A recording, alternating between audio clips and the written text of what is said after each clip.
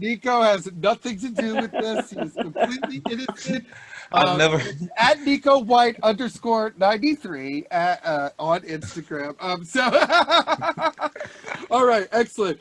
So, ladies and gentlemen, here we go. I'm so excited. Thank you for joining us on season 3, episode 2 of Philly Comedy Club and Last Out Media's RUS GUTIN Experience on YouTube, Apple, Spotify, and everywhere you get your podcasts. It's time for another edition of what we sometimes call Album of the Week or Podcast of the Week, but this week it's Comedy Special of the Week, and we are welcoming back one of my favorite comics of all time and his second time on the show, our returning champ, none other than NEKO White is joining us, who somehow, since the last time we spoke to him, has released yet another special. It's called Dark Out, and it's available on his YouTube special, and this thing is special, unique, intimate, and dynamic. One of the best I've ever seen. All taped in a recording studio at Pinch Recording, captured by Homeless Pimp with no audience. It takes balls. So tonight we're going to share a little clip from it that I think gives you a little bit of that flavor. And then none other than NEKO is going to join us for a killer interview. So please give a clip from Dark Out, Mr. NEKO White. I remember when they taught us about slavery, it pissed me off. Because in school, especially here, this is how they taught us our history. You ready? You were slaves, you were slaves, you were slaves, you were slaves, you were slaves, you were slaves, you were slaves, you were slaves, you were slaves. We killed all of your leaders. Obama. That's how they taught us our history. Do you know how fucked up that is? And I had black teachers teaching me this shit. I remember I was 8 and we first learned about slavery, and I asked my teacher, hey, why would you tell me this?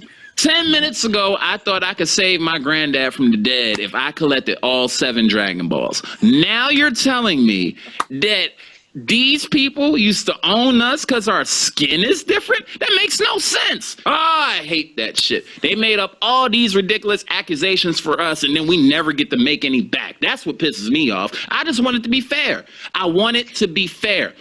Ladies I remember when they taught us about slavery. Holy shit. Give it up for none other than the star of Dark Out, available on his YouTube channel, Mr. NEKO White, ladies and gentlemen. You know how to get an intro, buddy. Thank you very much. I'm honored. Yeah. I'm honored to hear anything like that. I really appreciate it. No, I put you over like the host at a wrestling contest in Tennessee. That's how I'm telling you. But NEKO, I really mean it when I say it. I feel like, and that clip, I really love that clip because I feel like it shows how funny and serious it can be on a dime. The editing going back and forth, showing how dynamic it is in its technical approach, but also, you know, a Dragon Ball Z reference thrown in there too. It's really just like you're running on all cylinders, and Thank you, man. I thought it gave a little bit, just a little bit of that flavor of what makes the special, in my opinion, so unique and intimate and dynamic. I keep using that word because that's what it felt to me. Because not only, like I said, is it made at Pinch Recording in a recording studio with Homeless Pimp capturing it, but it had no crowd. Yet it still rocks. I mean, it has peaks, valleys, turns, characters, beginning, middle, end. It was cinematic almost,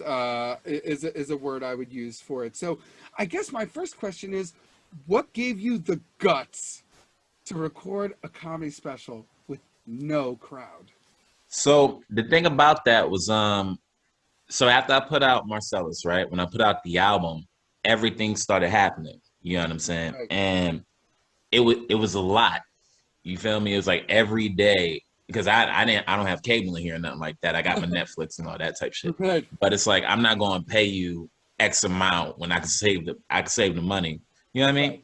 Right. But it was news everywhere. Like, even when you trying to avoid it, you couldn't get away from it. And then it was like Breonna Taylor, George Floyd, all that stuff was compounding.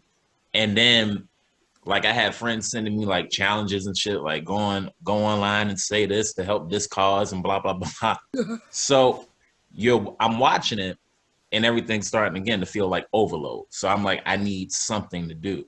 And if you remember back then, we were still able to do the park shows and all that type of shit. Right. So On the back of a pickup truck, if you will.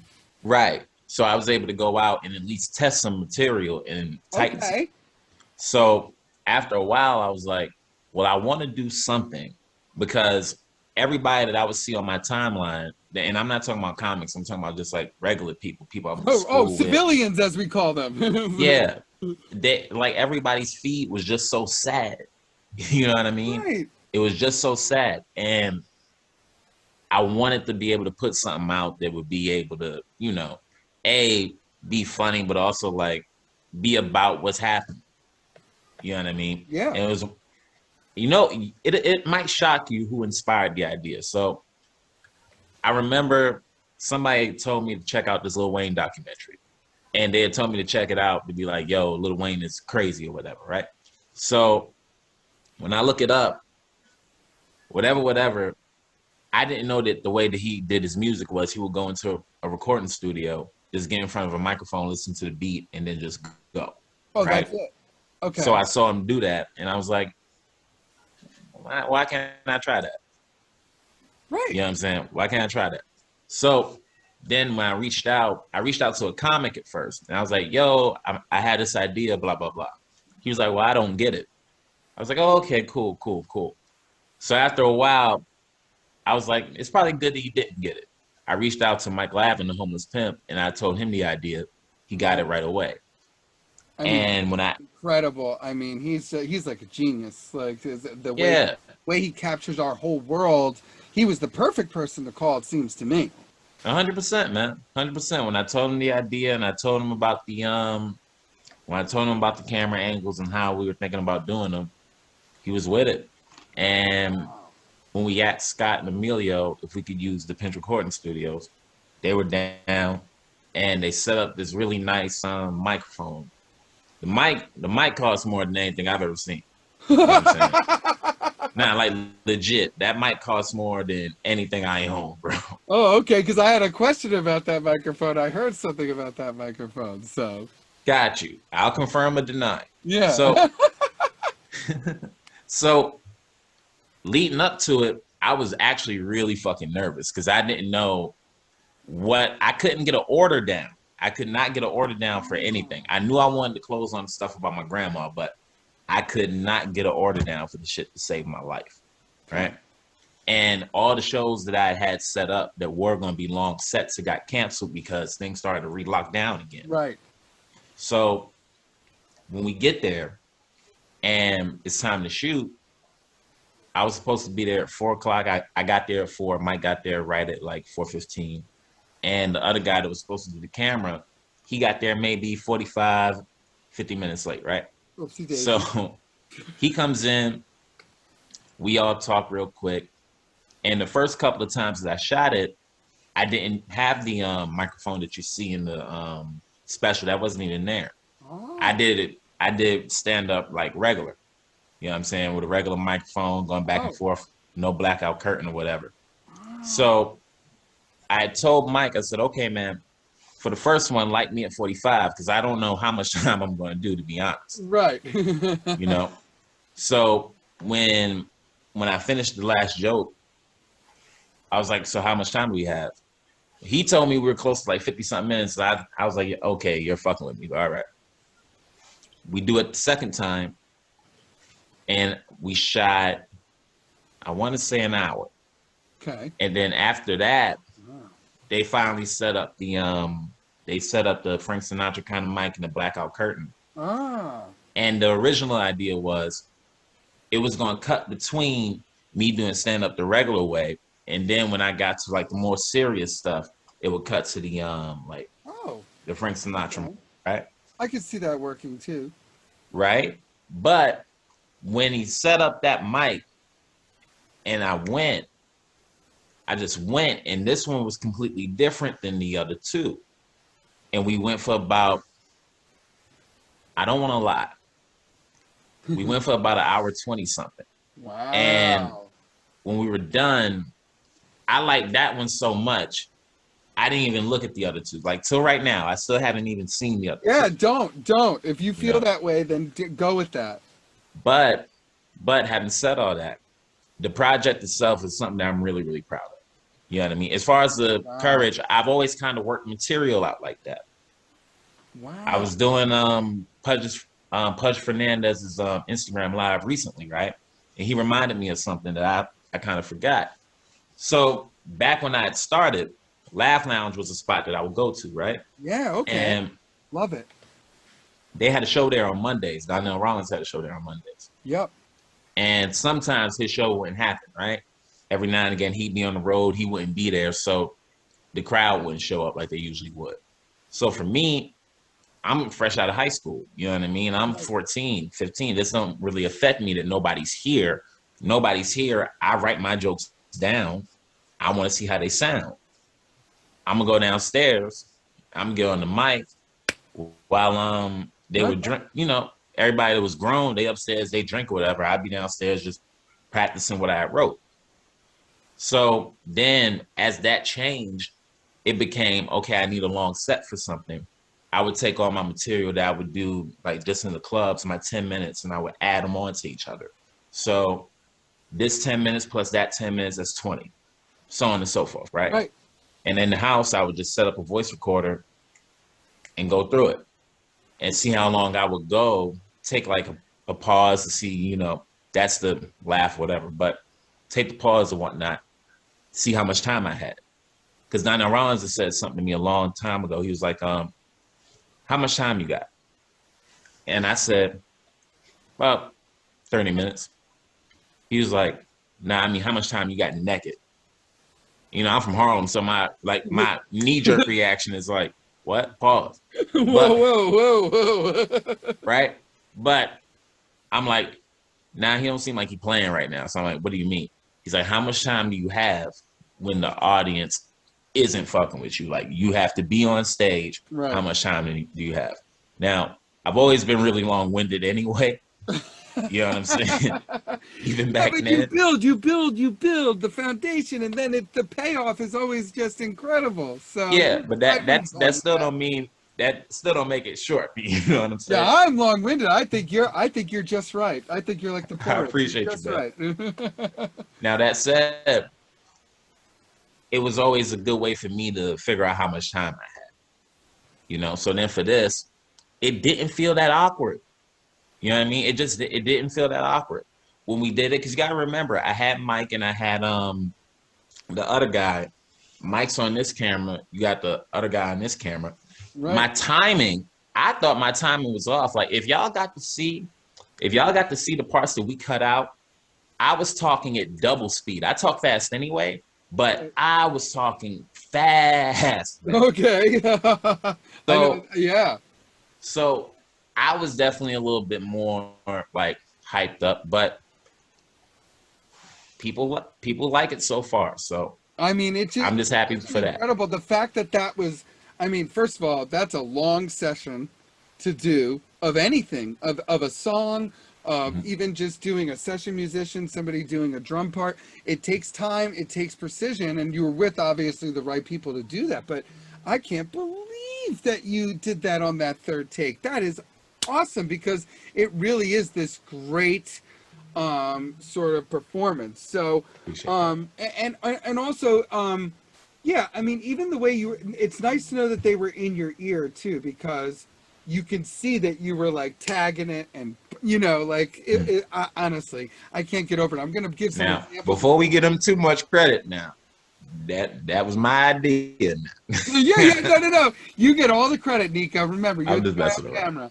The Rock wrote all the Fast and Furious movies, as far as I'm concerned now. So did he really? No, but just if you're in it, you can take all the credit. That's what I'm saying. Like, you got this. Got you. So we've learned so much about the behind the scenes, and we sort of hinted at it. But what I wanted to know was, I heard there was a cool story behind that microphone that you guys ended up using. Yeah. So from what I understood, it's a Frank Sinatra style microphone. I don't know if Frank Sinatra himself ever used it or not. I can't be sure. That's a question you would have to ask Scott. But I do know that that thing's serious right there. Okay, man. yeah, because their posts sort of hinted at it having that microphone having quite the history. and they sort of, you know, were like, could neither confirm nor deny, you know. Like I said, but I like it. You know, I like it. Your hands are up. I get it. Snitches get stitches. I got it. I got it. We're not saying anything. So they made me feel real comfortable though. You know what I'm saying? Because they let me like poke that microphone and everything. Because at some points I was damn near headbutting that shit. no, but You know what I'm well, saying? and because you, I mean, first of all, some of the reason that you're such a great comic is the physical nature of you know when to stand still, you know when to accentuate something. You also are always, you know, you have the drip, as the kids say. You're G'd up from the feet up. You always have the great jackets and the great. So You're you very kind, man. yeah, but you use the space. You know that it's listen. They're there to see you, so you put on a show. So and that's what I really like. So this is something that I really liked about the through line of the set that I wanted to ask you about. There's a bunch of characters that you sort of set up throughout the set, and that is opportunity, your bank account, Yeah. COVID, and depression. Yeah. And they all sort of have their own moments to shine, but then at one point they sort of interact, and it's a big payoff for the audience who's listening to it, and in my opinion, what will be that live audience in the future. I just absolutely loved it. So I guess my question for you is was that built into the set from the beginning, or is that a happy accident during the development or the cutting together of the set? That whole piece I had, you know what I'm saying? Because that's really how I felt. Right. Well, it's You know what I real. mean? It's real shit. That's me opening the layers for you, because it's like people wonder how you feel in times like this, right? And the thing about it, putting this thing together, it was like, when would I ever have a chance to do it like this, right? On your Where would I ever have a chance to really play like that? You know what I mean? Because if there is a crowd, who's to say that if there was a crowd that I'd even get that much time to cut and weave through that like I right. wanted Correct. to. Correct. You know what I mean? Knowing me, I like to hear them laugh more than, you know what I'm saying? Yeah. You moved. So for that, it just felt good to be able to dig into that, because again, I remember when I was you know how you bounce an idea off a friend, and one of my friends, I was like, so what do you think if I made the connection of bank account and opportunities like I was in a relationship, right? And they didn't really get it, you know what I'm saying? But I was like, it's one of my close ones, and when they didn't get it, I'm like, oh man, but I really like this one. I'm like, Yeah. nah, I think I there's something here. No, You know I what I have a mean? bit like that with my best friend. There was one bit that he didn't like, and I was like, dude, I'm telling you. And then it ended up being my closer at the Comedy Store for like a year and a half straight. Right? It was like the one thing that we didn't agree on, but I just knew that it, you know, you just know as a comic, eventually, you know where that laugh's going to be. You know it's going to read. You know, Yeah. listen, and you, again, I was saying this to you before the show. I have gotten to know you a lot from working with you and seeing your material, but I felt like this special dug into your life story. I hope to have a few lines in it when they make the movie of it. I do have a set card, and just putting that out there. And when you talk about being from Afghanistan, when you start to build these characters, and opportunity and your bank account were starting to be in the same room. Yeah. And we're whispering in opportunity's ear, and you did have more responsibility with your bank account. You know, and then were you like, have you ever lived in the projects for 27 years? You ever lose six figures that you never had? Yeah. And those were those moments where I felt like, you know, kind of like maybe a lot of comics felt, where, you know, I just had this going right before this happened. Yeah. You know, and who was blowing up more than NEKO WHITE? You know, you were firing up the charts, so to speak. So you really had your ducks in a row, and I felt like you did dig into those feelings, and I felt like I got to know a more vulnerable side of NEKO, because on stage you are, like I said, you're shivving them with jokes. I mean, you're just I appreciate it. are literally like boom, boom, boom. I mean, it's absolute. you know how big of a fan I am of yours. So 100, man. speaking of that, now this is what I felt about now that we've learned you did get to try some of it. So Yeah. some of it felt like it was like designed for the special, and some of it you did get to work outdoors and during the pandemic a little bit.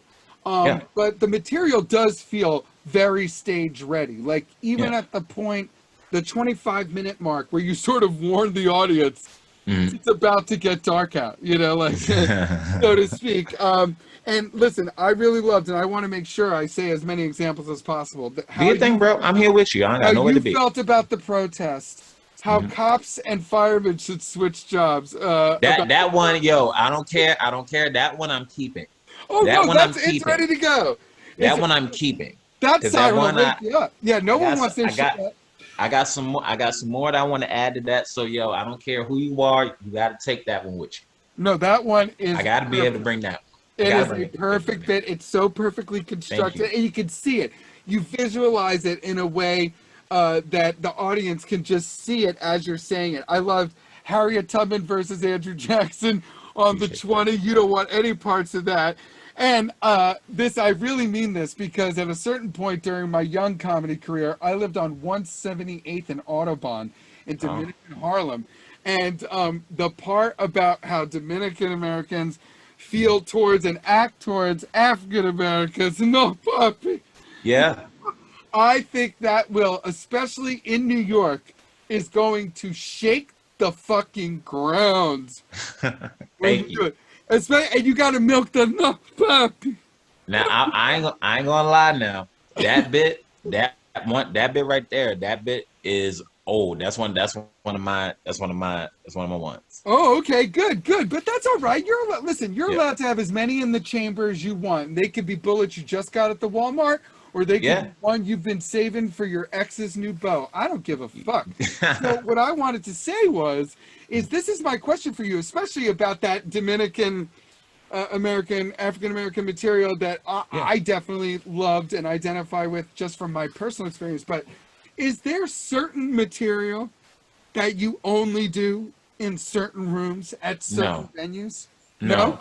Wow. No. And the reason for that is because I feel like that would be being fake, right? So one of the things about coming up in this scene that I'm really grateful for is the older comics that I got to see when I got to see them. You know what I mean? Right. So again, Donnell Rollins was somebody that I saw a lot. And Donnell would go to every single kind of room that you can think of, right? I know that because I like to think that I would go to those same type of rooms. No matter what the scene was, I was out. You know what I'm saying? I'm always going to be outside. So I would see him do the same like long form joke about, I don't know, Michael Jackson, right? Oh, I love that one and his Air Force stuff, all of it. Yeah, so he's in front of a room full of Australians that don't know nothing about, you know what I'm saying, nothing. Excellent. At Laugh Lounge, right? And he's killing. And even on a night that he's not deviating from this bit, you know what I mean? Then when I see him in the black room doing that same bit, he's doing it with the same energy, maybe even adding a little more and then finding pockets in it, right? Then saving what he found in the pocket. And then when you see him in another room, you see him smashing and doing what he found in that pocket in this room and adding to the bit. By the time you see it at Caroline's, the room is shaking. Yeah. You know what I'm saying? Oh, yeah. Well, he brings down the house. So it was trying to adopt something like that to where if I have this joke, why shouldn't I do it here? You know what I'm saying? Right. This might be a longer one or a headier one. Why shouldn't I do it here? Because another thing I used to, that I still don't really like, was like, especially when I was like on the open mic circuit, you would hear like chirpings from comics that would be like, oh, well, you know, in the rooms they don't really like jokes, blah blah blah blah blah. It's like, what are you talking about? What are you talking about? So I always really didn't. I really never liked that, right? So I would write quicker then. So going in there doing the jokes and again trying to find what works, take a nap, going into this room of people that are nothing like me. Right. Trying to find what I find. If I find something in the pocket, add it onto the joke, make it bigger, build it up, And then I found out how you classify like a bit, a chunk, and a piece, and all that. Yeah, no, I no. always wanted to have a bit, a chunk, a piece, and something to make a callback to. Correct. And listen, you're so unabashedly you on stage, so your answer definitely fits your scouting report and your profile, at least from my point of view, because you really there's no that, and that's why I felt like your special really sort of smacked me in the face, because I already felt like you sort of laid it all on the table, like, Mhm. and I saw you coming up to, too, like I saw you when you were, just rocking New York Comedy Club and coming. I was like, Jesus Christ, this Appreciate you. motherfucker's cooking with gas. Appreciate you, man. You put older comics on their heels, I think, because it's just sort of a wake up call. Because so that's why I do like your answer, and I would say this. Speaking of Donnell, I was hosting Comedy Juice at the Improv, and then a few months later, I had moved to New York suddenly and was doing it at Gotham for them. And so he saw me and he's like, "What are you doing here?" And to your point, I mean, it was the same material, and he just destroyed. And there was no, Yeah. like, he didn't really care, because it was different rooms. And this is Yeah. what I noticed with younger comics who would come to do the New York show from LA. They wanted to do all their Mexican stuff, and I was like, okay, well, guys, this is New York. There's everything here. Hmm. You can have a Mexican joke, but like you can't do like 10 minutes on it. This is in LA, so they had to, and then it took me a long time to figure out, how do I write something that's going to work everywhere, that'll work in New York, St. Louis, Los Angeles, Yeah. and stop trying to, so it took me a long time to get to a point where you are, as a much younger comic, which, like I said, is purely yourself, like Nightfire. You know what I mean? Like, Appreciate that, man. so, Comedy Inferno. That's what I refer to NEKO White as. So, speaking of which, this is my last question of this particular segment for you, and then I Okay. heard a rumor that you're going to stick around. For I'm a gonna little stick bonus around. segment, so I'm excited about that. So this is my question for you. We heard this week that April 2nd, it looks like the stand-up world in New York and kind of in our region is going to start opening up as we used to know it again, indoors as God intended. Yeah. You spoke about that on your special in a way that also really connected with me, especially the funny part where you said, I miss getting applause just for showing up to work. Yeah. Yeah, it's Yeah. the only job in the world, even theater. Like, I went to school for theater. They clap at the end. Like, you have to Yeah. do a good job, and then they'll sort of clap at the end. But, stand up, they're like, he's here on time, Yeah, man. like, And people forget, like, my job might not be like your job, but it is my job. You oh, know what I'm yeah. saying? And I've been in my profession for a minute. You know what I'm saying? Almost half my life. Like this year, it'll be half my life. You feel me? Oh, I So do. yeah, it felt crazy. You know what I mean? No, again, you spoke about it being a job in a way that I think we were talking about it earlier. A civilian might be able to sort of quantify it, because I think Yeah, sometimes, we look at it the same way. yeah, I remember I used to get like kind of peeved at some of my friends that had jobs. You know what I'm saying? Only because they had a definite paycheck. You know what correct. I mean? Like especially the ones that were pursuing stand up. I'm like, oh, you lucky bastard. Son of a bitch. You know what I'm saying? And they would, and sometimes I felt like they didn't see that. You know what I'm saying? They started having the job as a curse. I'm like, man, you better appreciate that shit. Yeah, no, for sure. And I think sometimes, even when I'm going to a road gig and you see like those neighborhoods and those houses, and they Mhm. have like an ATV and an addition, you're like, that person seems really happy. Yeah, let them They people don't have their need happiness. validation from drunks just to like drive home not crying. This Let is them cool. Maybe let I them should people have consider their that. happiness. Yeah, so this is what I was going to ask you. So with our stand-up world sort of opening back up, what are some of the clubs, venues, and comic hangouts that you are the most excited for? Man, I'm gonna be honest with you. If nothing else, I've learned to appreciate this thing even more, Wow. which is almost which is almost impossible. You know Yeah. what I'm saying? So that said, I'm not going to say that there's any one place. I'll be happy to see everybody Correct. everywhere. Wow. Yeah. You know what I'm saying? I do, and I think you and I have spoken about this before at some other gigs, but I do think that sometimes comics didn't necessarily appreciate how unique and cool and sort of standalone our profession is, and Yeah. like bitching and moaning is not really kind of like, this isn't brain surgery, man. Like if we're not having, We're all we got, man. yeah, like We're all we we all we need. But if we're not having fun, especially as somebody who sort of accidentally found their way into this like host with the most sort of role, Yeah. coast to coast, if I'm not having fun, the audience will know. The audience will see that, and you're somebody, not, when you're ready to go, you have your headphones on. You're like, hey Russ, I'm gonna be out there. Like I'm like that too. Once Yeah. I'm done, bullshitting or whatever, grab assing, you sort of go off. Like when we were at the Trop to that bench or the Claridge, you went into that hallway, Yeah. and that's it. But like at the same time, when you show, how are you? How's you? Like Yeah. it's a good vibe, and I do Yeah. think, especially when we're working together, when the lineup are people that are having fun, the audience has more fun. I don't. 100%.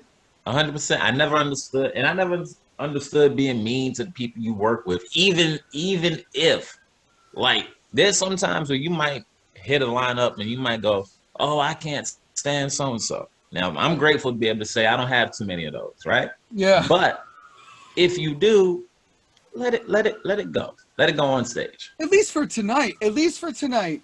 Be Let it go chill. on stage.